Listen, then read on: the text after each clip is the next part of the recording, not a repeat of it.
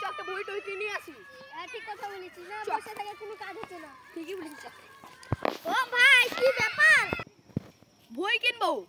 কত লাখ টাকা হবে? 20 লাখ টাকার মতো হবে। ঠিক আছে চলো দেখাবো। হ্যাঁ রাকেশ, এদেরকে বই দিয়ে দে তো। কি মালিক?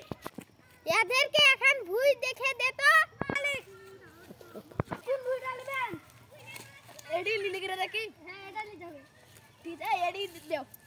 ঠিক আছে। ও টাকাটা দিয়ে দে তাহলে। ঠিক আছে এখানে দেখালেন। ওকে যান। বই ঠিক আছে, তাহলে বই একটা মুনিশ টুনিশ তো বলে কি মুনিশ টাকা লেছি চ। আবার বই মুনিশ রাখবেন? হ্যাঁ হ্যাঁ আমি লাগবো। কত টাকা করে দিবেন? মাসে 10,000 দেব। ঠিক আছে। চলে। কবে থেকে লাগবে তাইলে? কাল থেকে শুরু করে দিবা। ঠিক আছে।